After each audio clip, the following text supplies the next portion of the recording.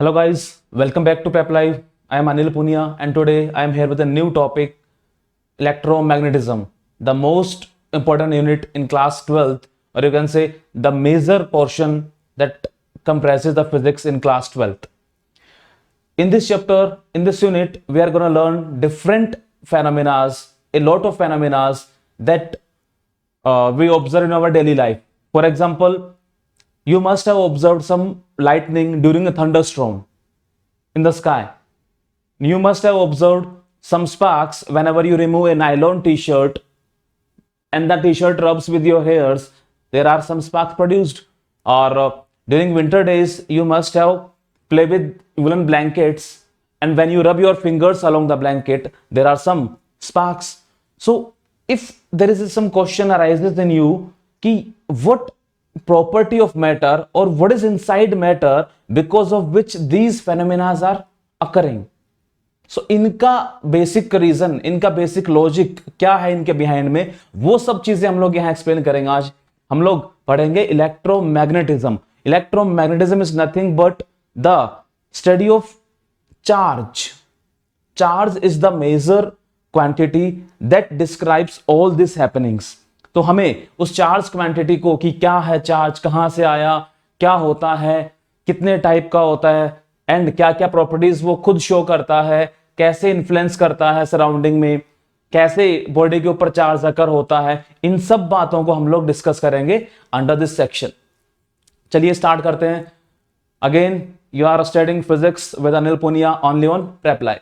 Start करते हैं electromagnetism.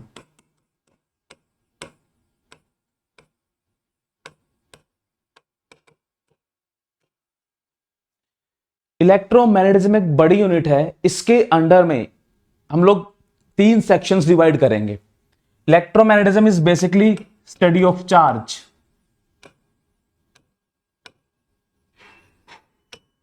In this section, we divide it in 3 portions. One is electrostatics. The name describes itself. Electrostatics, statics mean something at rest. That means यहां हम पढ़ेंगे charges को rest पे रखते हुए. How charges behaves at rest, how they influence the surrounding, or how they get influenced back from the surrounding. So all these we study under electrostatics. Another one is electrodynamics, or we can simply name it as magnetism. हम इसे magnetism भी कह देते हैं या फिर ये एक तरीके से इलेक्ट्रोडायनामिक्स ही है. दैट मीन्स यहां पे हम लोग क्या करेंगे, चार्जेस को मूव करते हुए पढ़ेंगे. अगर चार्जेस मोशन में आते हैं देन उनका बिहेवियर कैसा होता है. एंड द फाइनल पार्ट, अगर वही चार्जेस एक्सेलरेट करना स्टार्ट कर दें देन क्या चीज प्रोड्यूस होती है. You must have learn somewhere there are some electromagnetic waves. तो हम लोग बेसिकली थर्ड पार्ट पढ़ेंगे ईएम वेव्स की फॉर्म में. यू कैन सिंपली से कि सर इलेक्ट्रोमैग्नेटिज्म इस यूनिट में हमें चार्जेस को पढ़ना है तो एक बार हम चार्ज को रेस्ट पे रखते हुए पढ़ेंगे, उसे हम बोलते हैं इलेक्ट्रोस्टैटिक्स. यहां पे वेलोसिटी 0 होगी चार्जेस की. जब चार्जेस मूव करना सीख जाएंगे उन्हें हम लोग इनिशियली मूव करवाएंगे with some constant velocity and वो चीज हम पढ़ेंगे अंडर मैग्नेटिज्म. एंड देन जब चार्जेस एक्सेलरेट करना स्टार्ट करेंगे वो चीज हम पढ़ेंगे under EM waves. Okay, start करते हैं हम लोग विद इलेक्ट्रोस्टैटिक्स. सबसे पहले तो sir electromagnetism study of charge है, तो I think you are not aware much about charge कि चार्ज है ही क्या चीज. आपने नाम जरूर सुना होगा कि चार्जेस होते हैं पॉजिटिव नेगेटिव ये वो, बट आपको वो फील नहीं होगी कि हम उन्हें पॉजिटिव नेगेटिव क्यों बोलते हैं, उनका एक्चुअल मीनिंग क्या है, वो कहां से आते हैं, कौन कौन सी प्रॉपर्टी शो करते हैं, कैसा नेचर है उनका. इन सब के बारे में डिस्कस करते हैं. पहले हम लोग स्टार्ट करते हैं फिर विद बेसिक चीज charges.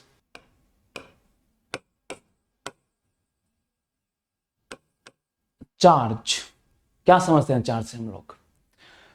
Charge is the intrinsic property of matter. Intrinsic means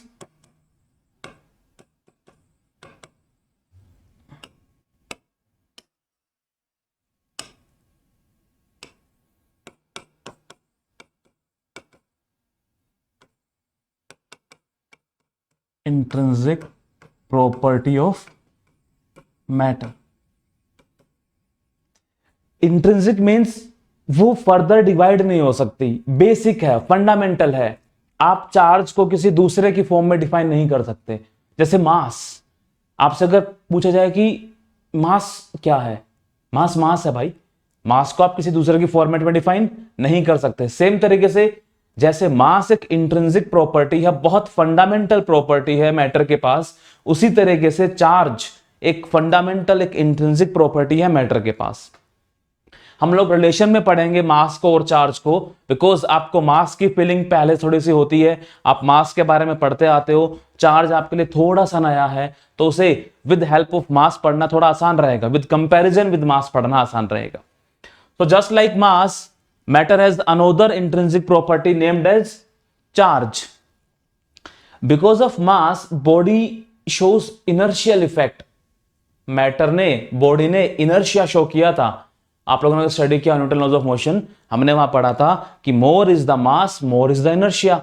same तरीके से अगर दूसरा हम एट्रीब्यूट बात करें, दूसरी हम लोग बात करें करेक्टरिस्टिक मैटर की, जो कि चार्ज है, इसके कारण body shows electromagnetic effect, basic property of matter, because of which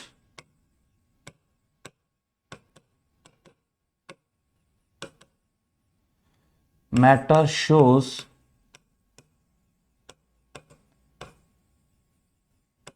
electromagnetic effects. All those phenomena, lightning in thunderstorm, nylon T shirt से रब होके कुछ स्पार्क है कि नहीं, all these phenomena they are basically related to the property of matter named as charge. Charge ही वो चीज है जिसके कारण ये सब फेनोमेनास होते हैं। आप कहीं भी सराउंडिंग में देखते हैं कोई भी चीज जो रिलेटेड है इलेक्ट्रिसिटी और मैग्नेटिज्म से, घर में लाइटिंग आ रही है, मैग्नेट आपस में मैग्नेट से अट्रैक्ट कर रही हैं, और कुछ बहुत सारे चीजें हैं जहां पे आप लोग हर एक चीज देखते हो, जहां भी आप बात करोगे इलेक्ट्रिसिटी की और मैग्नेटिज्म की, they are basically related to charge. Okay, in actual charge is the property because of which matter formation is possible. अगर एक एटम एटम से लिंक्ड है, एटम एटम जुड़ा हुआ है, उसने एक बड़ा मॉलिक्यूल बनाया हुआ है, और उन मॉलिक्यूल के कॉम्बिनेशन से अगेन एक मैटर बिल्डअप हुआ है, तो वो because of presence of charge ही होता है। चार्ज अगर प्रॉपर्टी नहीं होती मैटर के पास, तो मैटर फॉर्मेशन पॉसिबल नहीं हो पाता। ओके, ये हमारी बेसिक डेफिनेशन है चार्ज के लिए। अब नेचर ऑफ चार्जेस, कितने टाइप के चार्जेस हमें मिलते हैं नेचर में? During some experiments it was found, एक बहुत फेमस एक्सपेरिमेंट हुआ ग्लास रोड और एक सिल्क क्लॉथ में। एक ग्लास रोड ली गई, एक सिल्क क्लॉथ लिया गया। जब दोनों को नियर बाई लेके आए, दोनों में कोई भी इंटरेक्शन नहीं था, दैट मीन्स दोनों में कोई भी फोर्स एक्ट नहीं कर रहा था। वो ना तो रिपेल कर रहे थे और ना ही वो अट्रैक्ट कर रहे थे, लेकिन उनको रब किया गया, और रब करने के बाद वापस उनको नियर बाई लेके आए, तो they start attracting. It was experimentally found कि उन्होंने अट्रैक्ट करना स्टार्ट कर दिया। बिफोर रबिंग कुछ भी नहीं था, ऑन रबिंग ऐसा कुछ हुआ कि उन्होंने आपस में अट्रैक्ट करना स्टार्ट कर दिया। तो कुछ रबिंग के बाद कुछ ऐसा डेवलप हो गया बॉडीज पे जिससे वो अट्रैक्ट करना स्टार्ट कर दे रही थी। बिफोर रबिंग वो नहीं था। इस एट्रीब्यूट को हम लोग चार्ज कह देते थे कि चार्ज डेवलप हो गया उनके ऊपर, एंड बिकॉज ऑफ चार्ज उन्होंने अट्रैक्शन करना स्टार्ट कर दिया। यानी because of charge bodies attract कर सकती हैं एक दूसरे को। सेम एक्सपेरिमेंट हुआ with some other silk, other glass rod and some other silk cloth. Rub करने के बाद they also start attracting, and then जब इन दोनों रोड्स को नियर बाई लेके आया गया, they start repelling. That means because of presence of charge, bodies can attract and bodies can repel. Repulsion भी हो सकता है, attraction भी हो सकता है। याद करो, because of mass चीजें only attract करती थी। तो मास एक सिंगल नेचर का था, सिंगल एक टाइप का, कि ऑलवेज अट्रैक्ट शो करेगा या फिर वो रिपल करेगा। बट एक्सपेरिमेंट शो कर रहे हैं कि अट्रैक्शन भी होता है, रिपल्शन भी होता है। तो हमारे पास हमें टू टाइप ऑफ चार्जेस मिले, टू टाइप्स। किसी ने कहा उनको type A and type B. Initially कुछ ऐसे ही बोला होगा कि दो टाइप ऑफ चार्जेस हैं, type A and type B. एक साइंटिस्ट आए, बेंजामिन फ्रैंकलिन। उन्होंने क्या देखा, उन्होंने इन टाइप ऑफ चार्जेस को गौर से देखा, इन चीजों को ऑब्जर्व किया, इनको एक्सपेरिमेंटली ऑब्जर्व किया और देखा कि ये दोनों टाइप ऑफ चार्जेस हैं, कुछ भी टाइप ए और टाइप बी, ये एक दूसरे के अपोजिट नेचर के हैं। जब भी टाइप ए और टाइप बी को इक्वल अमाउंट में मिलाया जाता है तो ओवरऑल कोई नेट चार्ज नहीं रहता उन पे। तो उनके दिमाग में एक बात आई कि यार अगर दोनों अपोजिट नेचर के हैं और इक्वल अमाउंट में मिलाने पे ओवरऑल एक दूसरे के इफेक्ट को नलीफाई कर रहे हैं, न्यूट्रल बना रहे हैं, तो why not to name them as positive and negative. Just plus और माइनस की तरह ही तो काम कर रहे हैं ये। क्या प्लस और माइनस एक दूसरे के अपोजिट नेचर के हैं? हाँ। क्या उनको इक्वल अमाउंट में मिलाया जाए तो क्या ओवरऑल जीरो बनता है? +5 -5 दोनों को मिलाओ 0, +10 -10 दोनों को मिलाओ 0। तो सेम उस तरीके से तो बिहेव कर रहे हैं चार्जेस भी। तो क्यों ना इनको मीनिंगफुल तरीके से एक कन्वेंशन दिया जाए, एक नेम दिया जाए। किसी एक टाइप को हमने बोल दिया दिस इज +1 एंड दूसरे टाइप को हमने बोल दिया नेगेटिव। बेंजामिन फ्रैंकलिन ने कन्वेंशन दे दिया कि आज से हम टाइप ऑफ चार्जेस को बोलेंगे एक टाइप पॉजिटिव, एक टाइप नेगेटिव। और जब भी इक्वल अमाउंट मिलाओगे इन दोनों को तो आपके पास ओवरऑल नल इफेक्ट, न्यूट्रल इफेक्ट आएगा। ओवरऑल नेट चार्ज कितना हो जाएगा? 0। तो हमने ये पढ़ लिया। इसके बाद कुछ फंडामेंटल पार्टिकल्स की डिस्कवरी हो गई जिनके ऊपर चार्ज एग्जिस्ट करता था, इलेक्ट्रॉन, प्रोटॉन। इनके वापस से जब हमने एक एटॉमिक स्ट्रक्चर देखा अराउंड 1900s में, 1910 और 1915 के अराउंड हम लोगों ने डिस्कवरीज कर ली कि there are some fundamental particles on which charge exist. वो हमने उनको नेम दे दिया प्रोटॉन एंड इलेक्ट्रॉन। प्रोटॉन हमने फाइंड आउट किया कि प्रोटॉन इनसाइड न्यूक्लियस रहता है, एक एटम के इनसाइड में ये न्यूक्लियस है और इस न्यूक्लियस में रहता है प्रोटॉन न्यूट्रॉन के साथ में। और इलेक्ट्रॉन क्या करता है? बाहर सराउंडिंग में चक्कर लगाता है। कुछ ऐसा हमें स्ट्रक्चर मिला एक एटम का। हमें फंडामेंटली देखा गया कि इलेक्ट्रॉन पे भी चार्ज है, प्रोटॉन पे भी चार्ज है, न्यूट्रॉन पे चार्ज नहीं मिला हमें।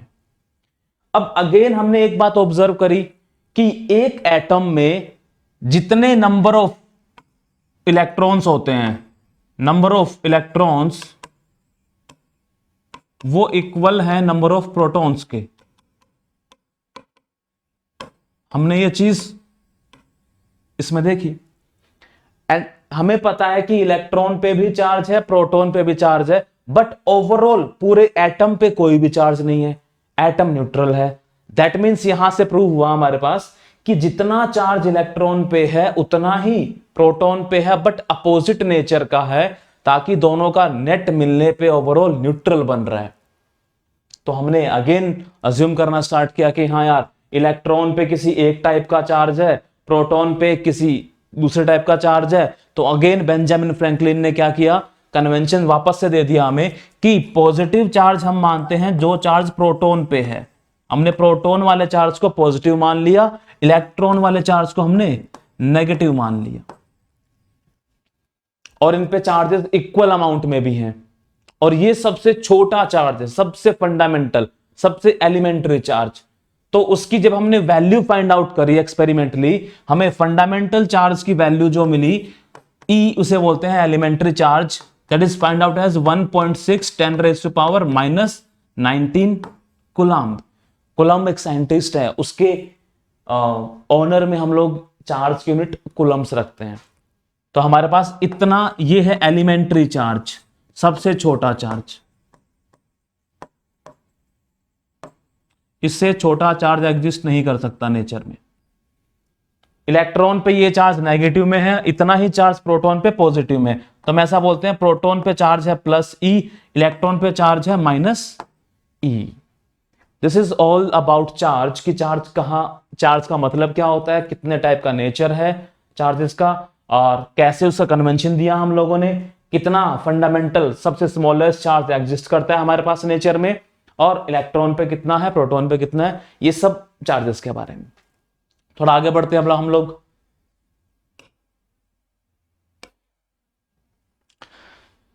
अब पढ़ते हैं चार्जेस की प्रॉपर्टीज के बारे में। Charges itself have some properties, certain properties, कि चार्जेस स्केलर हैं कि वेक्टर हैं, इनका एडिशन कैसे होगा, अमाउंट में कंजर्व है कि नहीं है, कुछ और प्रॉपर्टीज भी पढ़ेंगे साथ में। हम लोग स्टार्ट करते हैं विद प्रॉपर्टीज ऑफ चार्जेस। तो हमने एक प्रॉपर्टी तो यहीं पे देख ली थी कि हमने उनको प्लस और माइनस नेमिंग दी है जस्ट ऑन द फैक्ट, क्योंकि वो डायरेक्टली सिंपल तरीके से ऐड हो रहे हैं, just like numbers plus and minus. That means charges must be scalar. Charge कैसी क्वांटिटी है, चार्ज एक स्केलर क्वांटिटी है। That means simply adds up like numbers, simply adds up like numbers, numbers के तरीके से सिंपल ऐड हो जाती है वो चीज। नेक्स्ट पढ़ते हैं। हमें एक चीज जो एक्सपेरिमेंटली ही मिली थी, बिफोर रबिंग दोनों में कोई अट्रैक्शन नहीं था, आफ्टर रबिंग कोई अट्रैक्शन दोनों में स्टार्ट हो गया, यानी इन दोनों पे चार्जेस डेवलप हो गए। और जब रब करते हैं तो इन एक्चुअल रब करने पे इलेक्ट्रॉन्स ट्रांसफर हो जाते हैं। इलेक्ट्रॉन्स एक मटेरियल से जंप आउट करते हैं दूसरे मटेरियल पे। दैट मीन्स अगर किसी एक मटेरियल ने इलेक्ट्रॉन लूज कर दिया, दैट मीन्स उसने नेगेटिव चार्ज, हमने इलेक्ट्रॉन क्या माना है, negative charge, negative charge lose कर दिया, दूसरे ने नेगेटिव चार्ज गेन कर लिया।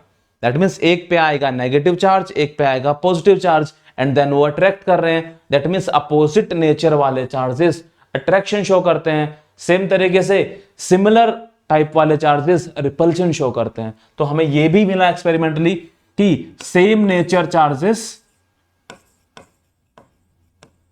रिपेल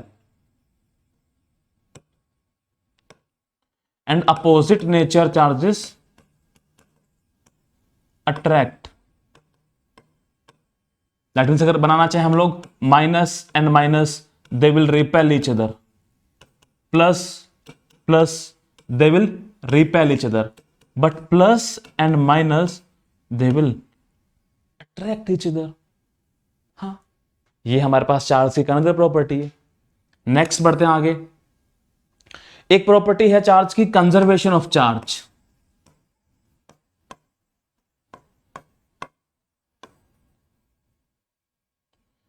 चार्ज है वो कंजर्व्ड है, पूरे यूनिवर्स में जितना चार्ज इनिशियली बना हुआ है वो फिक्स है। हम लोग चार्ज को फर्दर नया क्रिएट नहीं कर सकते, या जो पहले से अवेलेबल है उसे डिस्ट्रॉय नहीं कर सकते हैं। लेकिन हम इतना जरूर कर सकते हैं, हम किसी एक बॉडी से उठा के उसे दूसरी बॉडी पे ट्रांसफर जरूर कर सकते हैं। जैसे हमने जब रब किया था, इनिशियली दोनों में कोई भी अट्रैक्शन नहीं हो रहा था, लेकिन रब करने पे अट्रैक्शन स्टार्ट हो गया। तो हमने कहा कि ये इन पे चार्जेस आ गए जिससे ये अट्रैक्ट करना स्टार्ट कर दे रहे हैं। क्या हमने यहां चार्ज को प्रोड्यूस किया है? प्रोड्यूस नहीं किया हमने चार्जेस को, हमने केवल चार्जेस को ट्रांसफर किया है। जैसे अगर मैं बात कर रहा हूं ये बॉडी ए और बॉडी बी, अभी मैं कहता हूं कि बॉडी ए न्यूट्रल है, बॉडी बी न्यूट्रल है। न्यूट्रल कहने का मतलब क्या इसमें चार्जेस ही नहीं है? बिल्कुल भी चार्जेस तो हैं, बट इक्वल अमाउंट में है। जितने प्रोटॉन्स हैं उतने ही इलेक्ट्रॉन्स हैं। दैट मीन्स जितना पॉजिटिव चार्ज है उतना ही नेगेटिव चार्ज है। तो ओवरऑल नेट इफेक्ट जीरो बन रहा है उनका। हम उसे कहते हैं न्यूट्रल स्टेट में है अभी इसके पास, जितना प्लस में उतना माइनस में, अगेन जितना प्लस उतना माइनस। जब हम रबिंग करते हैं या फिर कोई और तरीका हम अपनाएंगे, किसी भी तरीके से अगर ट्रांसफर करते हैं चार्जेस का, अगर ए से बी में चार्ज ट्रांसफर होता है तो नो डाउट, अगर मैं देखता हूं लेट से यहां से 5 इलेक्ट्रॉन्स ट्रांसफर हुए हैं ए से बी में, तो इसके ऊपर चार्ज आएगा नेगेटिव में, माइनस का 5e इलेक्ट्रॉन ट्रांसफर हुए, इस पे चार्ज आएगा प्लस का 5e। तो अगर मैं अगेन दोनों को इकट्ठा काउंट करूं पूरे सिस्टम को, नेट चार्ज कितना है? नेट चार्ज तो अगेन जीरो ही तो है। दैट मीन्स ओवरऑल कभी चार्ज सिस्टम का चेंज नहीं हो सकता। अगर आपके पास कोई भी एक सिस्टम है, total net charge remain same, but you can transfer it from one body to another. This is known as the conservation of charge. आप उसे नया क्रिएट नहीं कर सकते हैं, पूरे यूनिवर्स में फिक्स है ऑलवेज चार्जेस। आगे बढ़ते हैं। एक बहुत ही इंपॉर्टेंट प्रॉपर्टी है चार्ज की, quantization of charge.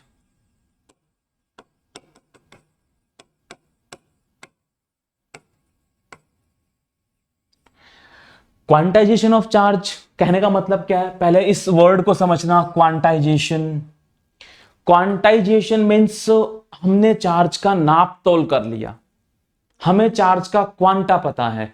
Quanta means the smallest possible value और इवन से the fundamental value.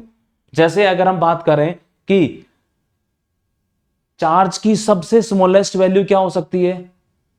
Elementary value. Elementary ने ई पढ़ा था, जो इलेक्ट्रॉन पे है, जो प्रोटॉन पे है, वही तो है सबसे smallest possible value of charge. उसे एलिमेंट्री चार्ज कहो या उसे हम लोग क्वांटा ऑफ चार्ज भी कह सकते हैं।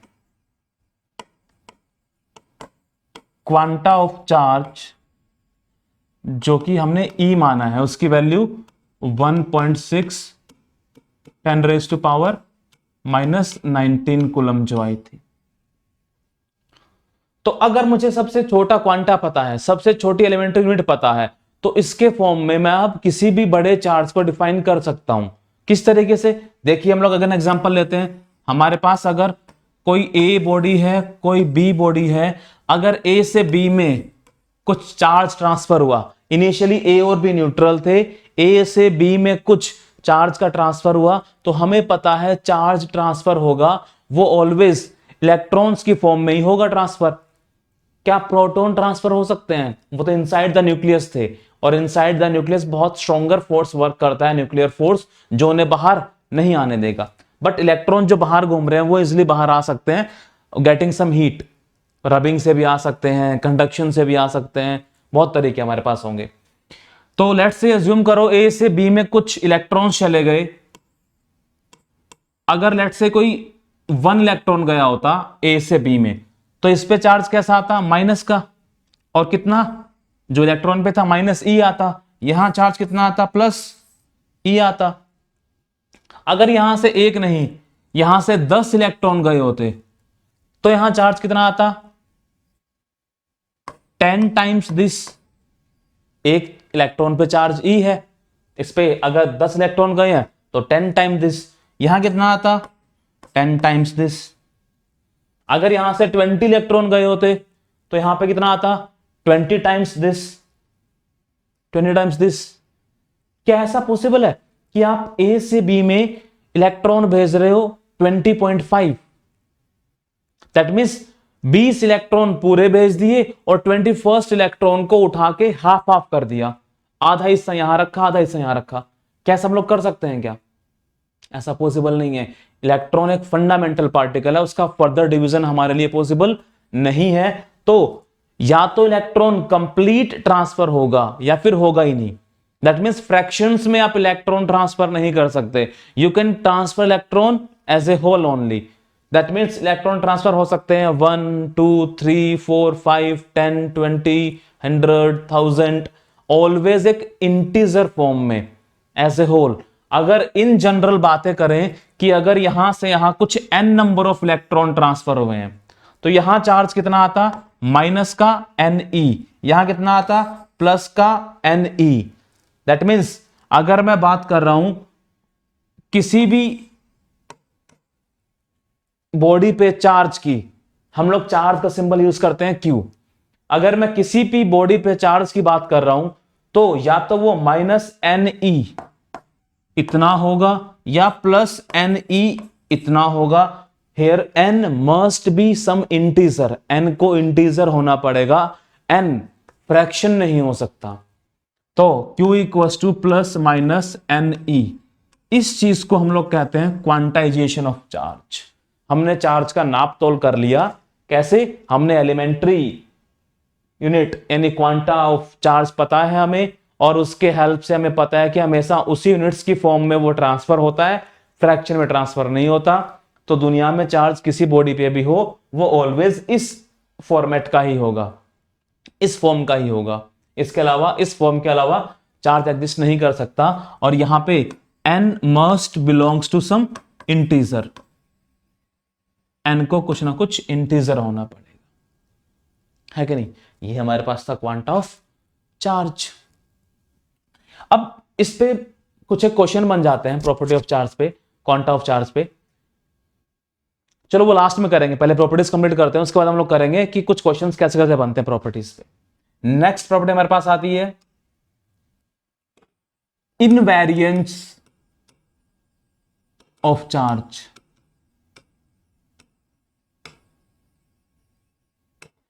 इनवेरिएंस मींस वेरी नहीं करता है, बट किसके साथ, मोशन के साथ वेरी नहीं करता है charge.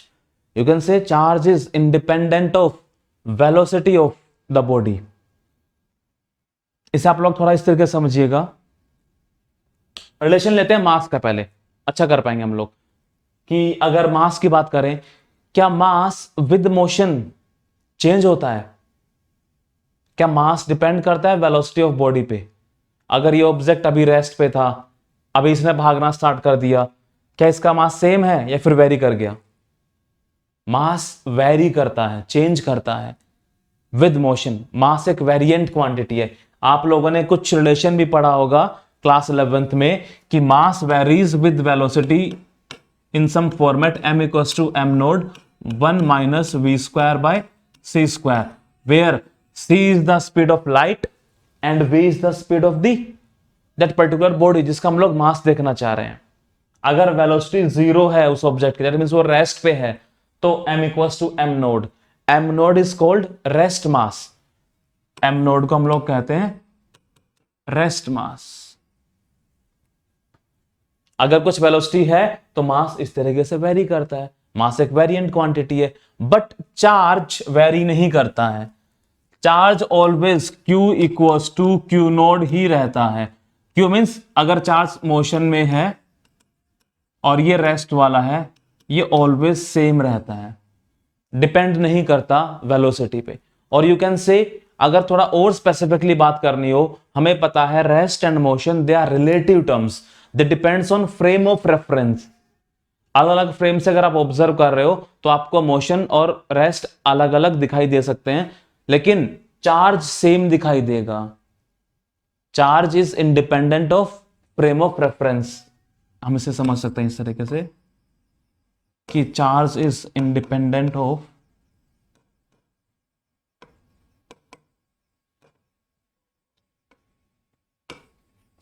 Frame of reference. Frame of reference पे डिपेंड नहीं करता है चार्ज। ये था invariant nature of charge, invariance of charge. Mass एक वेरिएंट क्वांटिटी। नेक्स्ट आते हैं, charge is always associated with mass. हम पढ़ते हैं एसोसिएशन, इनमें क्या एसोसिएशन है चार्ज और मास में? Association with mass. चार्ज की क्या एसोसिएशन है मास के साथ में? चार्ज इंडिपेंडेंटली एग्जिस्ट नहीं कर सकता, इंडिपेंडेंट क्वांटिटी नहीं है, वो ऑलवेज एग्जिस्ट करेगा विद मास। दैट मीन्स अगर कहीं भी चार्ज है तो वहां मास प्रेजेंट होगा ही होगा। ऐसा मान लो मास पहले आया था, उसके बाद मास पे चार्ज एग्जिस्ट करता है। दैट मीन्स अगर आप इसका लेना चाहो एग्जांपल, तो बेसिक फंडामेंटल क्वांटा क्या था चार्ज का? एलिमेंट्री चार्ज E, और वो किस पे एग्जिस्ट करता था? इलेक्ट्रॉन पे और प्रोटॉन पे। तो इलेक्ट्रॉन प्रोटॉन के अपने कुछ मास भी तो होंगे ना, उनके पास मास है पहले से ही। हाँ, दैट मीन्स अगर A और B बॉडी में, मैंने एग्जांपल लिया था, कुछ ट्रांसफर ऑफ चार्ज हुआ A से B, क्या कुछ ट्रांसफर ऑफ मास भी हुआ? ऑब्वियसली हुआ होगा, क्योंकि विदाउट मास तो चार्ज एग्जिस्ट ही नहीं कर सकता। जहां चार्ज है वहां मास तो होगा ही होगा। तो अगर यहां से n इलेक्ट्रॉन्स ट्रांसफर हुए हैं तो नो डाउट यहां चार्ज माइनस Ne आया है, यहां चार्ज प्लस Ne आया है। और अगर मैं इस B ऑब्जेक्ट की बात करूं तो बी ऑब्जेक्ट का कुछ मास इंक्रीज हुआ होगा। कितने टाइम्स इंक्रीज हो गया होगा? n times the mass of electron. इतना मास इसने गेन किया होगा, इतना मास इसने लूज किया होगा। तो नो डाउट क्या मैं ये कह सकता हूं कि जिस बॉडी पे नेगेटिव चार्ज आता है उस बॉडी का मास थोड़ा सा ज्यादा होता है as compare to its neutral state. In general हम लोग इसको ऑब्जर्व नहीं कर पाते हैं। क्यों? क्योंकि इलेक्ट्रॉन का मास बहुत कम होता है, 10⁻⁻31 ऑर्डर का होता है। तो इतना मास का चेंज हमारे लिए ऑब्जर्व डायरेक्टली हम लोग नहीं कर सकते हैं। तो इसलिए हम लोग ऐसा नहीं कहते हैं कि रब हो गया और तो एक कोई भारी फील हो रहा है पहले से या फिर एक थोड़ा हल्का फील हो रहा है पहले से। नो डाउट इन एक्चुअल तो उनमें कुछ ना कुछ मास का चेंज आया, पर वो इतना नेग्लिजिबल है, इतना कम है कि हम उसे डायरेक्टली फील नहीं कर सकते हैं। लेकिन एक्चुअल में होता है नेगेटिवली चार्ज बॉडीज का mass of negatively charge bodies is slightly more then mass of neutral bodies.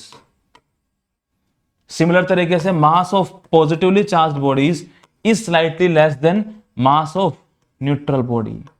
Neutral state के कंपैरिजन में कुछ मास कम हो जाता है पॉजिटिव का, जबकि कुछ मास बढ़ जाता है नेगेटिव का। ये हमारे पास था एसोसिएशन विद मास। चार्ज को एग्जिस्ट होने के लिए मास की जरूरत ऑलवेज पड़ती है, but reverse is not true. Mass को जरूरत नहीं है चार्ज की। एग्जाम्पल आप देख सकते हो, बता सकते हो एक ऐसा पार्टिकल जहां पे मास तो है बट चार्ज नहीं है। दैट मीन्स मास की कोई डिपेंडेंस नहीं है चार्ज पे, चार्ज की डिपेंडेंस है मास पे। एग्जाम्पल है न्यूट्रॉन। न्यूट्रॉन के पास मास तो है ही, neutron has mass but it does not has charge. तो mass can exist independent alone, but charge can not exist without mass. ये प्रॉपर्टी है हमारे पास एसोसिएशन विद मास चार्ज का। तो आई थिंक ये हमारे पास कुछ प्रॉपर्टीज थी चार्जेस की, कि चार्ज स्केलर क्वांटिटी है, चार्ज कंजर्व्ड है, चार्ज क्वांटाइज्ड है, चार्ज इनवेरिएंट है, चार्ज ऑलवेज एग्जिस्ट करता है with mass, without mass exist नहीं कर सकता है, एंड सिमिलर चार्जेस रिपेल करते हैं, अपोजिट चार्जेस अट्रैक्ट करते हैं। अब इन पे ही एक दो क्वेश्चन बन जाता है, फटाफट हम एक दो बात कर लेते हैं। फॉर एग्जांपल मान लो मैंने आपको कुछ सेट ऑफ चार्जेस दिए, मैंने बोला कि एक क्वेश्चन में मैंने आपको लेट्स से कि Q इक्वल्स टू, मैंने बोला कि Q equal to something 3.2 into 10⁻⁻18 coulomb है। Find whether this charge can exist in nature और नॉट। क्या ये चार्ज नेचर में एग्जिस्ट कर सकता है? क्या इतना चार्ज पॉसिबल है किसी बॉडी पे? इसे चेक करना है तो कैसे करोगे? हमें पता है कि charges always exist in the form Q equals two plus minus NE। तो उससे हम लोग चेक कर लेते हैं। वहां पे n must be N integer, तो हमें गिवन है कि चार्ज की वैल्यू कितनी है, हम लोग अप्लाई करते हैं Q equal two plus minus NE। Charge plus में है तो Q की वैल्यू हमें गिवन है 3.2 10⁻⁻18। n और एलिमेंट्री चार्ज हमारे पास कितना था 1.6 10⁻⁻19। यहां चेक करते हैं, देखो n इक्वल टू कितना आ रहा है -18, यहां 10⁻⁻1 बचेगा एंड 1.6 और ये यहां 2 बचेगा। तो फ्रॉम हेयर n इज 20। क्या 20 इंटीजर है? हाँ 20 इंटीजर है। दैट मीन्स ऐसा चार्ज होना पॉसिबल है। अगर मैं आपसे पूछता कोई भी charge Q equals to 6.4 into 10⁻⁻20, अगर आप इसे चेक करते कि ये चार्ज नेचर में एग्जिस्ट कर सकता है कि नहीं कर सकता है, तो अगेन इसे Q इक्वल्स टू NE के इक्वल पुट करते तो आप चेक कर पा रहे हो डायरेक्टली। अगर इसके डिवाइड में मैं E कर देता हूं तो ये n आएगा मेरे पास और ये इंटीजर आना चाहिए। E की वैल्यू कितनी होती है 1.6 10⁻⁻19। तो दिस विल बी 4 -1, आंसर आ रहा है 0.4। क्या ऐसा पॉसिबल है? ऐसा पॉसिबल नहीं है, क्योंकि यहां तो बात की जा रही है कि 0.4 दैट मीन्स 0.4 इलेक्ट्रॉन को काटा गया है दो हिस्सों में, 0.4 इलेक्ट्रॉन यहां, 0.6 इलेक्ट्रॉन यहां। ऐसा पॉसिबल था क्या? ऐसा पॉसिबल नहीं था, ये इंटीजर नहीं आ रहा। तो वी कैन चेक कि whether which charge can exist in nature and which is not possible in nature. Okay, ये थी चार्जेस की ऑल प्रॉपर्टीज। अब हम पढ़ने जा रहे हैं कि चार्जेस का बिहेवियर, चार्जेस का आपस में इंटरेक्शन कैसा है एक दूसरे से, वो कैसे एक दूसरे पे फोर्स लगाते हैं, कितना फोर्स लगाते हैं, क्यों लगाते हैं, इन सब के बारे में हम लोग बातें करेंगे। तो अच्छा, उससे हम एक चीज और हम लोग पढ़ सकते हैं यहाँ पे कि मेथड्स ऑफ चार्जिंग, कि बॉडीज पे चार्जेस अकर कैसे करते हैं, आपस में एक दूसरे पे चार्जेस कैसे आते हैं। नॉर्मली तो बॉडी हमें न्यूट्रल स्टेट में दिखती है, because as a whole atom is a neutral quantity, atom neutral है। तो अगर पूरी बॉडी बनती है उन एटम से तो वो बॉडी न्यूट्रल ही होती है, लेकिन वो कुछ चार्जेस गेन कर लेती है, यहां से वहां ट्रांसफर हो जाते हैं चार्जेस। वो कैसे कैसे हो सकते हैं, कितने मेथड्स हैं, मोड्स ऑफ चार्ज ट्रांसफर, हम सिंपल कह सकते हैं इसको, modes of charge transfer. Charge transfer कैसे हो सकते हैं? सबसे बेसिक तरीका तो हमें सिंपल ही दिखता है कि आपस में रब करने पे बॉडीज ट्रांसफर ऑफ चार्ज कर सकती हैं। एक्चुअल में रब करने से होता क्या है, जब मैं रब करता हूं तो मैं अपनी कुछ मैकेनिकल एनर्जी खर्च कर रहा हूं, और वो एनर्जी खर्च कहां जा रही है, वो जा रही है हीट की फॉर्म में। जो फ्रिक्शन है बॉडीज के बीच में वो उसे कन्वर्ट कर रहा है किसमें, हीट में, और उस हीट को ये बॉडीज कुछ पार्ट एब्जॉर्ब कर ले रही हैं। तो एब्जॉर्ब करने के बाद जो एटम्स में इलेक्ट्रॉन्स घूम रहे थे न्यूक्लियस के अराउंड में, वो उस एनर्जी को एब्जॉर्ब कर लेते हैं और वो उस एनर्जी गेन करके जंप आउट कर जाते हैं आउट ऑफ एटम, और इवेंचुअली वो out of surface of the body jump out कर जाते हैं और किसी दूसरी बॉडी में आपस में ट्रांसफर हो जाते हैं। तो सेम वही है कि रब करने पे आपस में जैसे ही रब करता हूं तो because of friction heat generate होती है, और हीट गेन करके इलेक्ट्रॉन एक से दूसरे बॉडी में ट्रांसफर हो सकते हैं। अब यहां पे क्वेश्चन अराइज ये कर सकता है कि सर मुझे कैसे पता चलेगा कि ए से ट्रांसफर बी में हुआ कि बी से ट्रांसफर ए में हुआ।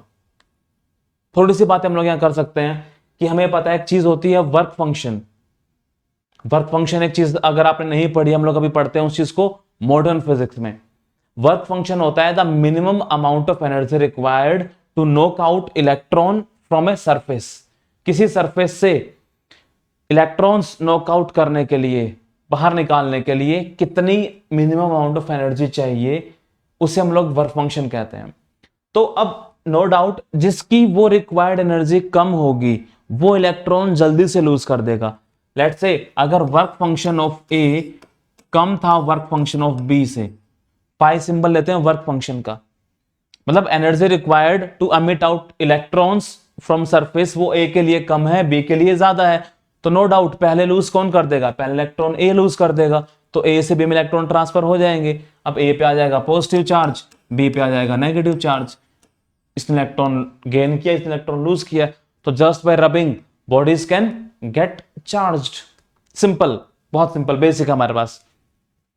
अब इसके अलावा हमारे पास कुछ टेक्निकल तरीके भी हैं चार्जेस को ट्रांसफर करने के। एक चीज हम कहते हैं कंडक्शन।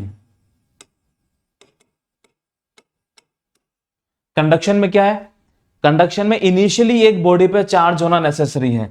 हम इनिशियली लेट से किसी चार्ज रोड को लेके आए, हमारे पास एक रोड है जिसके ऊपर चार्ज है पहले से, हमने इस पे चार्ज एक्वायर कैसे किया होगा, सिंपल बाय रबिंग कर लिया होगा, और हम इसके कांटेक्ट में लेके आए एक दूसरी बॉडी जो अभी न्यूट्रल है,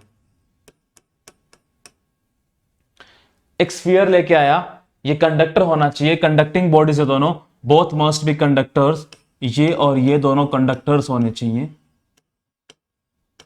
कंडक्टर्स मींस जो इलेक्ट्रॉन्स के फ्लो को अलाउ करते हो easily, that means electrons basically है क्या, चार्ज। जो चार्जेस के फ्लो को अलाउ करते हो उन मटेरियल्स का नाम क्या है हमारे लिए, कंडक्टर्स। तो अगर ये कंडक्टर्स हैं और इस पे एक पे तो नेट चार्ज है और दूसरे पे नेट चार्ज नहीं है, लेट्स से इसका नाम ए है, इसका नाम बी है, तो जब ए को जो कि चार्ज है कैरी किए हुए है कुछ, इसके ऊपर नेट चार्ज 0 है, अभी इसके कांटेक्ट में लेके आऊंगा, तो क्या कुछ अमाउंट ऑफ चार्ज इस ए से बी पे ट्रांसफर हो जाएगा। हाँ ट्रांसफर होगा यार, इसके पास एक्सेस में है चार्ज, इसके पास चार्ज एक्सेस में नहीं है कुछ भी, तो नो डाउट कुछ ना कुछ चार्ज का ट्रांसफर यहां से यहां होगा। कितना चार्ज ट्रांसफर होगा वो हम थोड़ा आगे चल के समझ पाएंगे। यहाँ खेल आएगा पोटेंशियल का, इलेक्ट्रिक पोटेंशियल का, कि दोनों के पोटेंशियल क्या है, वो थोड़ी सी आगे की बात है। अभी अभी इतना हम श्योरिटी से कह सकते हैं कि there is some transfer of charge, but कितना हुआ अब ये थोड़ी ना कि पूरा पूरा उठ के इसी के ऊपर आ गया और ये न्यूट्रल बन गई और इसकी ये चार्ज हो गया, ऐसा भी नहीं होता है। कुछ सर्टेन अमाउंट ऑफ चार्ज इस पे बच जाएगा और कुछ सर्टेन अमाउंट ऑफ चार्ज इसके ऊपर चला जाएगा। तो अल्टीमेटली होगा क्या हमारे पास, अल्टीमेटली हमारे पास ये होगा कि इसने कुछ चार्ज लूज कर दिया, इसके ऊपर कुछ कम चार्ज बच गया और इस स्फीयर ने भी कुछ चार्ज गेन कर लिया, इसके ऊपर भी कोई चार्ज आ गया। तो इस बार ए और बी, इनिशियली केवल ए पे चार्ज था, बी पे नहीं था, टच में लेके आए, देन कुछ चार्ज ट्रांसफर हो गया, कुछ बी पे और कुछ ए पे बच गया। ये तरीका कहलाता है कंडक्शन। डायरेक्टली कांटेक्ट में लेके आके किसी एक चार्ज बॉडी को दूसरी अनचार्ज्ड बॉडी के, न्यूट्रल बॉडी के कांटेक्ट में लेके आओ और कांटेक्ट में आने से इस चार्ज्ड बॉडी का कुछ पोर्शन ऑफ चार्ज इस पे ट्रांसफर हो जाता है और कुछ पोर्शन इसके ऊपर रह जाता है। इस तरीके को हम कहते हैं conduction, transfer of mode of transfer of charge, इसे हम कहते हैं कंडक्शन। कंडक्शन कहते हैं बिकॉज इसमें दोनों कंडक्टर्स होने चाहिए, अदर कंडक्टर नहीं होंगे तो फिर ये ट्रांसफर नहीं हो पाएगा। एक तरीका हमारे पास है इनके अलावा इंडक्शन। यहां तो एक्चुअल ट्रांसफर ऑफ चार्ज हुआ है ए से बी में। इंडक्शन समझना क्या है, ये थोड़ा डिफरेंट है इससे। इसमें अगर मान लो अगेन मैंने एक चार्ज्ड रोड को दूसरे अनचार्ज्ड स्फीयर के कांटेक्ट में नहीं, इस बार मैं इसके बस नियर बाई लेके आया हूं, इसे कांटेक्ट में लेके नहीं आया इसे। तो नियर बाई लेने से क्या होगा, मुझे पता है कि प्लस और माइनस अट्रैक्ट करते हैं एंड प्लस रिपेल करते हैं। इस बी बॉडी में अभी चार्जेस तो प्रेजेंट हैं, बट जितना अमाउंट में प्लस उतना अमाउंट में माइनस, वो अभी यूनिफॉर्मली डिस्ट्रीब्यूट है through out the volume of this body. लेकिन जैसे ही सराउंडिंग में एक नियर बाई चार्ज पॉजिटिव आया तो ये कुछ नेगेटिव चार्ज को अट्रैक्ट करेगा अपनी तरफ, कुछ माइनस चार्जेस इस सरफेस पे अकर होंगे। सिमिलरली ये कुछ प्लस चार्जेस को रिपेल करेगा तो वो सबसे फर्दर मोस्ट सरफेस पे एक्यूमुलेट हो जाएंगे।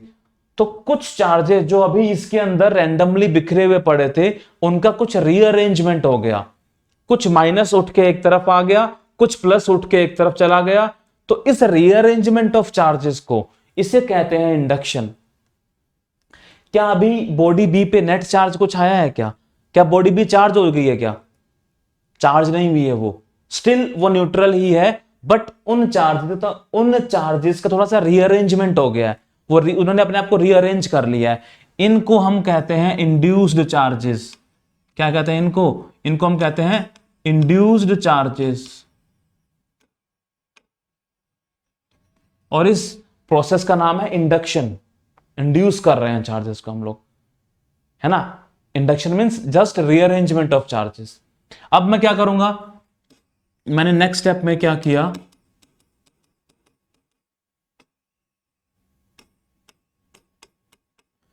जब ये इस पे इंड्यूस हो चुके हैं चार्जेस, मैंने इसका एक एंड अर्थ से कनेक्ट कर दिया।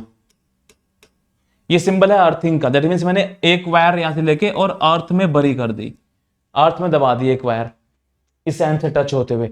अब नो डाउट हमें पता है कि ये वायर तो कंडक्टर है, तो इसमें से तो चार्जेस फ्लो कर सकते हैं। तो क्या ये प्लस चार्ज जो इस एंड पे एक्यूमुलेट थे, इसमें से फ्लो होके अर्थ में चले जाएंगे इस रास्ते? अर्थ में क्यों जाएंगे ये समझो कि अर्थ एक बहुत बड़ी साइज की होने के कारण एनॉर्मस अमाउंट ऑफ चार्ज को अपने अंदर ले सकती है। उसके पास इनफाइनाइट चार्ज एक्यूमुलेट हो सकता है, उसमें कितने भी चार्ज खाने की कैपेबिलिटी है, कितने भी चार्ज खा ले वो, उसके ऊपर नेट चार्ज कभी नहीं आता है एक्चुअल में। अब अगर बात करूं अर्थ में और इस दोनों में कंडक्शन हो रहा है, इस बॉडी पे कुछ इस साइड चार्ज था, अर्थ अभी न्यूट्रल थी, तो कंडक्शन के कारण यहां से यहां चार्ज ट्रांसफर हो गया। और अर्थ को कितना भी चार्ज खिलाओ वो कितना भी चार्ज खा लेती है, वो कभी चार्ज होती ही नहीं है। तो अल्टीमेटली जो भी पॉजिटिव चार्ज था इस साइड वो पूरा पूरा कहां चला जाएगा, अर्थ के इनसाइड में।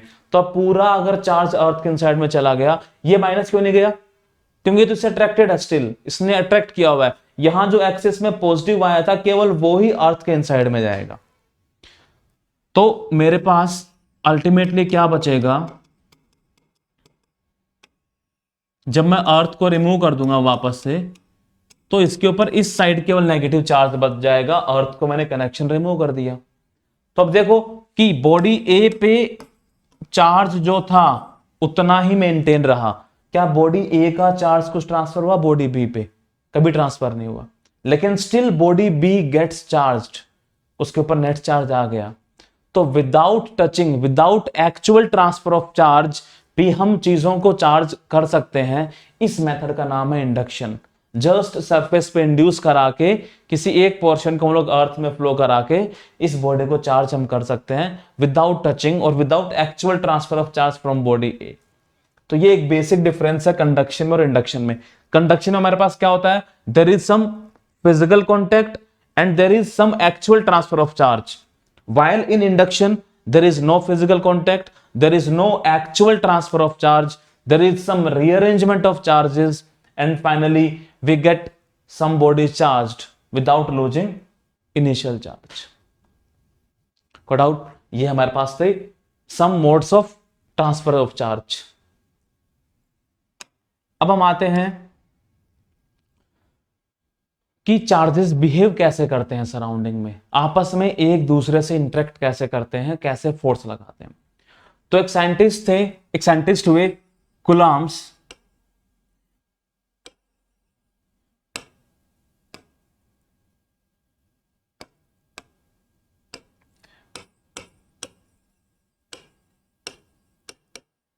कुलम्स ने एक लॉ दिया।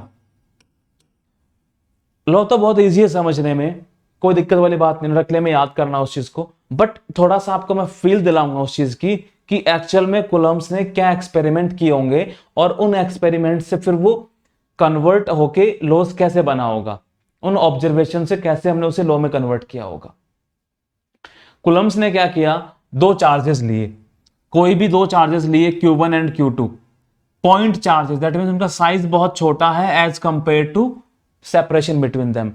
हम लोग पॉइंट ऑब्जेक्ट किन्हें कह देते हैं, point object are the object whose size और dimensions are very less as compare to the distances between them.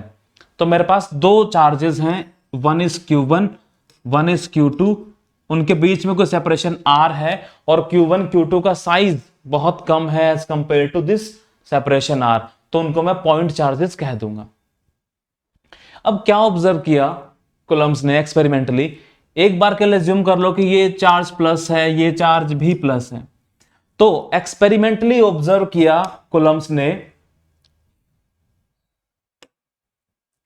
कि जब इन दोनों चार्जेस को इनिशियली उसने ग्रैब करके रखा था, पकड़ के रखा हुआ था, तो जैसे ही एक चार्ज को रिलीज किया, इस चार्ज ने इस तरफ भागना स्टार्ट किया।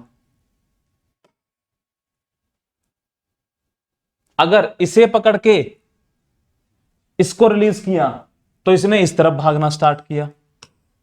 यह चीज एक्सपेरिमेंटली ऑब्जर्व की कि जैसे ही चार्जेस को रिलीज करते हैं तो वो दोनों इस तरीके से इस डायरेक्शन में भागना स्टार्ट कर देते हैं। देन उसने क्या किया, वन बाय वन करके इनका एक्सेलरेशन फाइंड आउट किया। नो डाउट जब इनिशियली रेस्ट पे थे, रिलीज करते ही इस तरफ भागा, दैट मींस फोर्स इस तरफ आया होगा, ये इस तरफ भागा, दैट मींस फोर्स इस तरफ आया होगा। अब जब फोर्स है तो कुछ एक्सेलरेशन भी होगा, तो उसने क्या किया, एक को पकड़ के दूसरे को रिलीज करते हुए इसका एक्सेलरेशन काउंट किया, कुछ A1।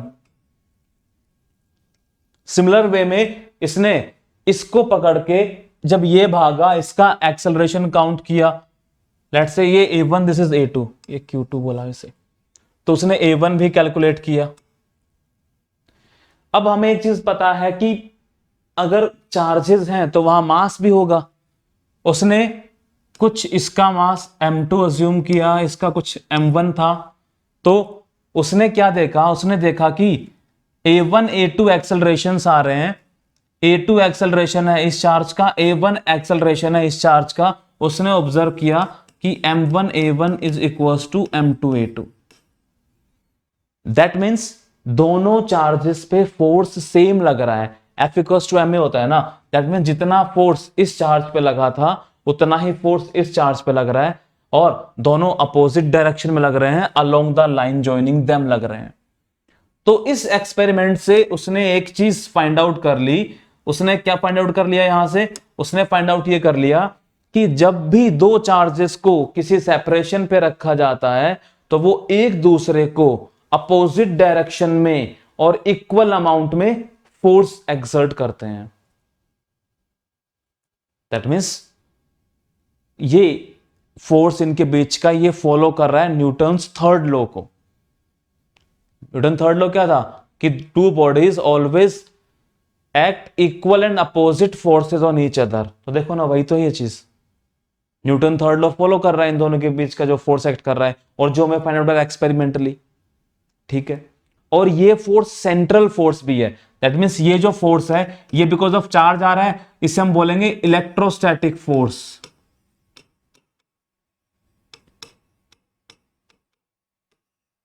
इसे मैं FE लिखूंगा। इलेक्ट्रोस्टैटिक फोर्स है, ये फॉलो कर रहा है किसको, न्यूटन्स थर्ड लॉ को।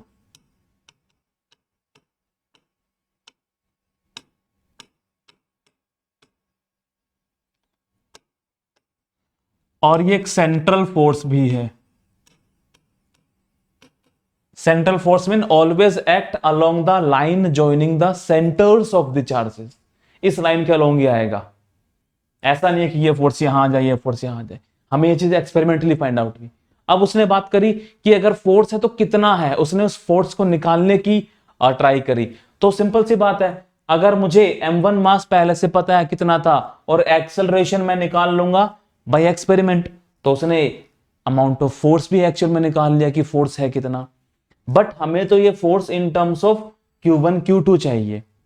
तो एक्सपेरिमेंटली उसने क्या किया, इन Q1 Q2 का मैग्नीट्यूड बार बार चेंज किया। एक बार कुछ Q1 कुछ अमाउंट ऑफ Q2 कुछ फोर्स मेजर किया, देन Q1 को डबल कर दिया, तो उसे एक्सपेरिमेंटली मिला कि फोर्स बिटवीन देम डबल हो गया। अगेन अब इसको भी डबल कर दिया, तो उसे मिला एक्सपेरिमेंटली कि फोर्स है वो फोर टाइम्स हो गया इनिशियल के। अगर इसे 4 टाइम किया और इसे 3 टाइम किया तो टोटल फोर्स है वो 12 टाइम्स हो गया। तो उसे यहां से ये मिला इस ऑब्जर्वेशन से कि फोर्स जो है between these charges depends directly on product of the charges. Q1 Q2 के मैग्नीट्यूड के प्रोडक्ट के डायरेक्टली डिपेंडेंट हैं। अगर Q1 को 2 टाइम्स कर रहे हो और Q2 को भी 2 टाइम्स कर रहे हो तो ओवरऑल फोर्स 4 टाइम्स हो जा रहा है। अगर Q1 को किया 4 टाइम्स, Q2 किया 3 टाइम्स, तो ओवरऑल फोर्स 12 टाइम्स हो जा रहा है। ये चीज एक्सपेरिमेंटली फाइंड आउट हुई, तो उसने बोला कि भाई इनके बीच का force depends directly on the product of the charges. Next उसने क्या किया, अब इन दोनों चार्जेस को तो फिक्स कर दिया, अमाउंट फिक्स कर दिया, उसने इनके बीच का सेपरेशन R वेरी किया। तो उसने क्या ऑब्जर्व किया, जब R को डबल किया जाता है तो फोर्स 1/4 हो जाता है, जब R को 3 टाइम्स किया जाता है तो फोर्स 1/9 हो जाता है, जब 4 टाइम्स किया सेपरेशन को तो फोर्स 1/16 हो गया। तो उसने यहां से ये चीज ऑब्जर्व कर ली कि फोर्स जो है वो depends inversely on the square of separation between them. वो उनके बीच की सेपरेशन के इनवर्सली प्रोपोर्शनल है स्क्वायर के। तो ये रिलेशन हमें एक्सपेरिमेंटली मिला कुलम्स के थ्रू। कुलम्स ने एक्सपेरिमेंट करके ये रिलेशन निकाल लिया कि electrostatic force between 2 point charges depends directly on the product of charges and inversely on the square of separation between them. इसे हम लोग कुलम्स लॉ की फॉर्म में पढ़ते हैं। और हमें पता है कि जब भी ये साइन प्रोपोर्शनल को हमें रिमूव करना होता है, इक्वलिटी साइन लेके आना होता है, तो हमें समथिंग कांस्टेंट वहां लगाना पड़ता है।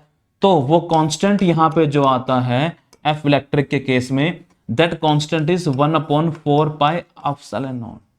हम पढ़ेंगे इसके बारे में ये कांस्टेंट क्या है और एक्चुअल में कहां से आता है, किस पे डिपेंड करता है। तो ये हम लोग फोर्स का मैग्नीट्यूड पढ़ते हैं, इतना अमाउंट ऑफ फोर्स लगा, where this factor is known as electrostatic force constant.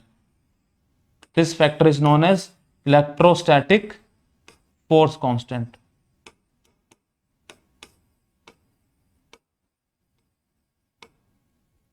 इसकी कुछ वैल्यू भी होती है फिक्स। अगर हम इसकी वैल्यू लिखना चाहें तो इसकी वैल्यू फिक्स आती है, इसकी वैल्यू आती है 9×10⁻⁹। इसके आप यूनिट निकाल सकते हो, फोर्स की यूनिट न्यूटन मीटर स्क्वायर पर कूलम स्क्वायर। यूनिट होती है इसकी न्यूटन मीटर स्क्वायर पर कूलम स्क्वायर। इसके बारे में हम आगे बात करेंगे कि एक्चुअल में इसका मीनिंग क्या है, एप्सिलॉन नोट क्या है, ये हम लोग पढ़ेंगे जब हम लोग डायरेक्ट्रिक्स पढ़ेंगे वहां पे। एक्चुअल में ये शो करता है परमिटिविटी।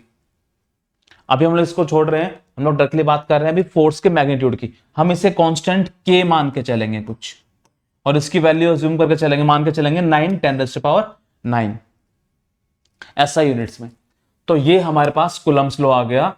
कूलम्स लॉ हमारे पास कि दो चार्जेस Q1 Q2 इनके बीच में फोर्स सेपरेशन R, तो फोर्स का magnitude is given by K Q1 Q2 by R square.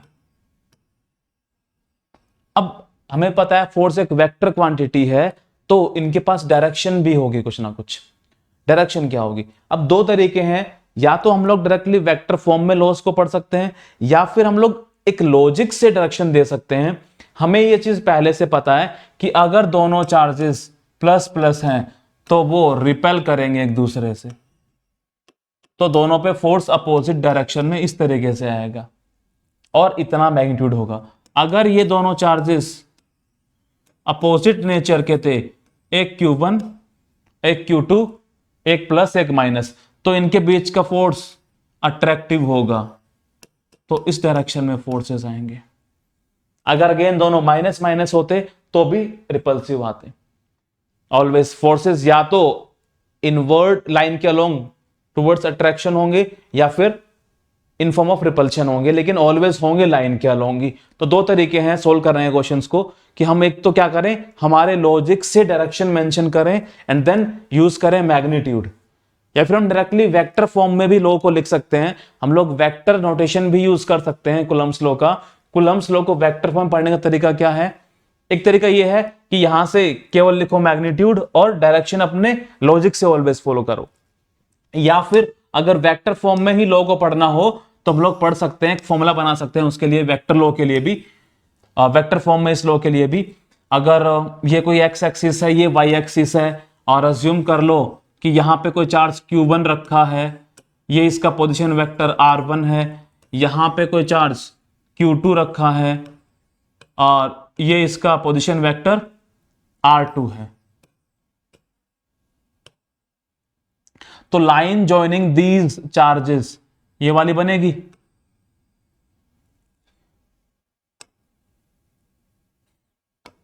इसे कुछ भी R वेक्टर नाम दे सकते हैं। R वेक्टर अगर लेट्स से मैं ले रहा हूं Q1 से टुवर्ड्स Q2, तो इसे लिखूंगा मैं position vector of 2 with respect to 1, तो इसे मैं R21 लिख सकता हूं।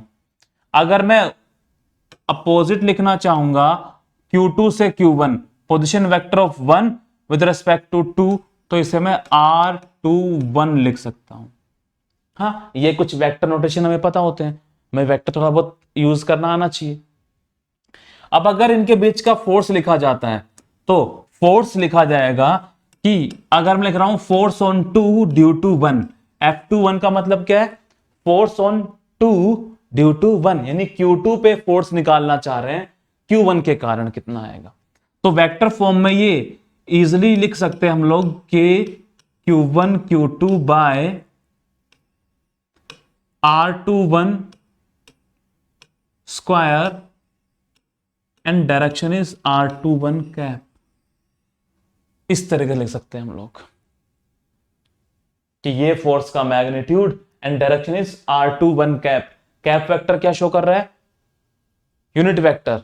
केवल डायरेक्शन शो कर रहा है किसकी? r21 वेक्टर की। अब यहां से आपको चार्जेस विद साइन पुट करने हैं प्रॉपर, कि दोनों प्लस प्लस हैं कि माइनस हैं, किस तरीके से हैं। आपको F21 निकालना है तो डायरेक्टली आपको वो इस तरीके से मिल जाएगा। Sorry, this is R12।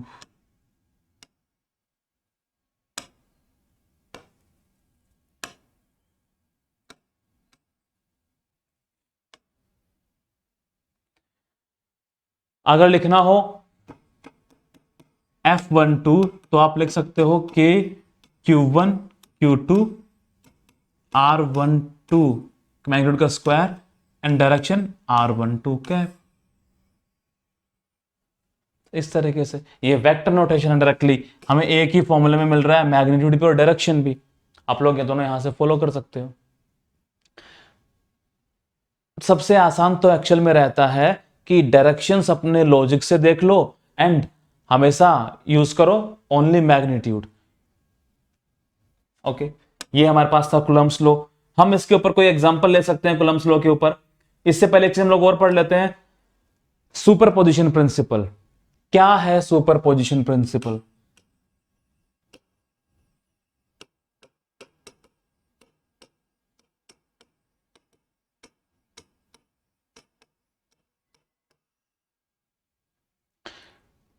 Let's say अगर सराउंडिंग में बहुत सारे चार्जेस हैं, Q1 भी है, Q2 भी है, कुछ Q3 है, Q4 है, ऐसे बहुत सारे चार्जेस हैं। अगर किसी ने हमसे ये पूछा, इनकी नेचर हम मान लेते हैं कि लेट्स से Q1 पॉजिटिव है, Q2 नेगेटिव है, Q3 नेगेटिव है, Q4 पॉजिटिव है। किसी ने हमसे पूछा कि हमें Q1 पे नेट फोर्स निकालना है, तो नो डाउट Q1 Q2 से भी इंटरेक्ट कर रहा होगा, Q3 से भी कर रहा होगा और Q4 से भी कर रहा होगा। तो अगर किसी भी एक पर्टिकुलर चार्ज पे फोर्स निकालना हो कि Q1 पे फोर्स निकालना है, ये इसकी पोजीशन है, तो Q1 पे फोर्स Q2 ने भी लगाया होगा, Q3 ने भी लगाया होगा, Q4 ने भी लगाया होगा, और किस डायरेक्शंस में लगाया होगा वो हम लोग निकाल सकते हैं बड़े इजीली हमारे लॉजिक से, कि Q1 Q2 को ज्वाइन करने वाली ये लाइन है, इसे बोल लो कुछ भी R12, 1 की पोजीशन विद रिस्पेक्ट टू 2। मुझे पता है कि जो फोर्स आया होगा वो इस लाइन के अलोंग ही आया होगा, या तो अट्रैक्टिव या रिपल्सिव। अब किस नेचर, अगर आप देख लो ये माइनस ये प्लस, दैट मींस दोनों में अट्रैक्शन हुआ होगा। तो Q1 पे जो फोर्स आएगा बिकॉज ऑफ Q2 वो इस तरफ आएगा, इस लाइन के अलोंग। सिमिलर वे में कुछ Q1 को फोर्स लगाया हुआ Q3 ने भी, अगेन दोनों में क्या हो रहा है? अट्रैक्शन। तो Q1 के ऊपर फोर्स बिकॉज ऑफ Q3 वो भी अट्रैक्टिव होगा और इस लाइन के अलोंग ही होगा। सेम तरीके से अगर Q4 की बात करें तो Q4 ने भी कुछ फोर्स लगाया होगा Q1 पे, दोनों क्या है? पॉजिटिव, दैट मींस रिपल्शन हुआ होगा, दैट मींस Q1 को उसने इस डायरेक्शन में रिपल किया होगा, फोर्स आया होगा। आप लेट्स से कुछ भी मान सकते हो, ये है फोर्स ऑन 1 ड्यू टू 2, ये है फोर्स ऑन 1 ड्यू टू 3, ये है फोर्स ऑन 1 ड्यू टू 4। ये सभी वेक्टर फॉर्म में आएंगे हमारे पास। अब अगर हमसे कोई पूछता है कि net force on this charge Q1 कितना है, तो हम सिंपल एक चीज बता सकते हैं, कह सकते हैं कि Q1 के ऊपर 3 फोर्स एक्ट कर रहे हैं, एक Q2 का फोर्स, एक Q3 का फोर्स, एक Q4 का फोर्स। तो नेट फोर्स कितना होगा, F नेट कितना होगा इस पे? तो क्या मैं सिंपली लिख सकता हूं कि नेट फोर्स जो होगा वो vector sum of all individual forces, 2 ने कितना लगाया, 3 ने कितना लगाया, 4 ने कितना लगाया, इन सभी फोर्सेस को वेक्टर सम कर दो। अगर और भी चार्जेस सराउंडिंग में होते तो मैं हर एक का इंडिविजुअल फोर्स ऐड करता रहता, लेकिन इन वेक्टर फॉर्म। क्या net force on any charge can be given by the vector sum of individual forces due to the other charges present in surrounding. तो इसे हम कहते हैं सुपरपोजिशन प्रिंसिपल। कि net charge on a charge, net force on a charge is the vector sum of individual forces due to the charges present in the surrounding. The force between two charges is independent of presence of other charges. जो force Q1 Q2 के बीच exert कर रहा है, लग रहा है F12, उसे F13 से मतलब नहीं है, उसे F14 से मतलब नहीं है, वो always K Q1 Q2 bye ये R12 की स्क्वायर इस फॉर्म में एक्ट करेगा. तो इसे हम लोग नोटिस कर सकते हैं कि ये चीज ऑलवेज होल्ड करेगी हर केस में हमारे पास. इसे कहते हैं सुपरपोजिशन प्रिंसिपल. हम एग्जांपल ले सकते हैं इसका, कोई भी एक कूलम्ब्स लॉ का. बहुत एग्जांपल है, एक उठाते हैं कोई भी example, standard example. For example एक ट्राइंगल है, इक्विलैटरल ट्राइंगल. इक्विलैटरल ट्राइंगल के कॉर्नर्स पे मैंने कुछ चार्ज रख दिए हैं. This is Q, this is Q, this is Q, minus Q जिम कर लो. This is A, this is B, this is C. और पूछा गया find out the force experienced by minus Q charge placed at the vertex A. Vertex A पे जो minus Q charge रखा है उसे नेट फोर्स कितना एक्सपीरियंस हो रहा होगा. ये ट्राइंगल इक्विलैटरल गिवन है, that means sides are same, angles are same, 60-60. तो हम सीधी सी बात कर सकते हैं कि इस Q1 चार्ज पे, इस माइनस Q चार्ज पे फोर्स लगाया होगा इस एक प्लस Q जो B पे रखा है, एक जो C पे रखा है. इसका फोर्स इस लाइन के अलोंग होगा, अट्रैक्टिव होगा. इसका फोर्स इस लाइन के अलोंग होगा, अट्रैक्टिव होगा. तो एक फोर्स आया इस B के कारण, एक फोर्स आया इस C के कारण. दोनों फोर्सेस आ गए, नेट फोर्स क्या होगा? दोनों का वेक्टर सम. यही है हमारा क्या? Superposition principle.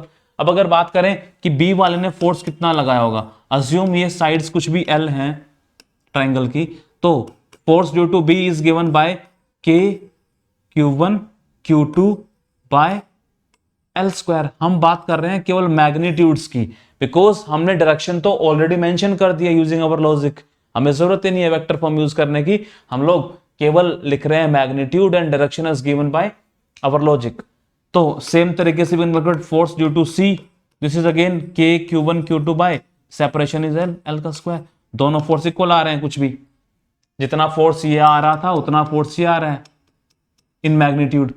दोनों का वेक्टर सम कैसे करेंगे? हमें करना आता है. ये एंगल कितना है? 60. तो two vectors at some angle 60 equal है F एंड F. तो F नेट कितना आ जाएगा? हम लोग यूज कर सकते हैं F square plus 2 F1 F2, F square plus F square plus 2 F1 F2 cos 60. cos 60 कितना होता है? 1/2.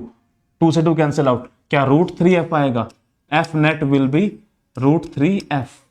और F की वैल्यू कितनी है? K Q square by L square. तो like this we can calculate any number of forces on a single charge. जितने भी सराउंडिंग में चार्जेस होंगे वो सब फोर्स लगाएंगे, सभी को इंडिविजुअली एक्ट करा के सभी का वेक्टर सम हम लोग कर सकते हैं बहुत इजीली. ये हमारे पास था कूलम्ब्स लॉ, जिसकी हेल्प से हम लोग फाइंड आउट करते हैं force between the charges. I hope you understand all the concept which I want to deliver. सब चीजें आपको इनिशियली से स्टार्ट समझ में आई होंगी. चार्जेस, उनके नेचर, उनकी प्रॉपर्टीज, उनके बीच में interactions, force and some calculations. Okay, then we're gonna meet in next session. We will start with some new concept, electric field. इस वीडियो को लास्ट तक देखने के लिए थैंक यू. अगर आपको वीडियो पसंद आया है तो इसे लाइक और शेयर करें. सब्सक्राइब करना बिल्कुल ना भूलें. अगर आपको कोई डाउट है तो कमेंट सेक्शन में उसे लिखें, हम जल्दी ही उसका रिप्लाई देंगे.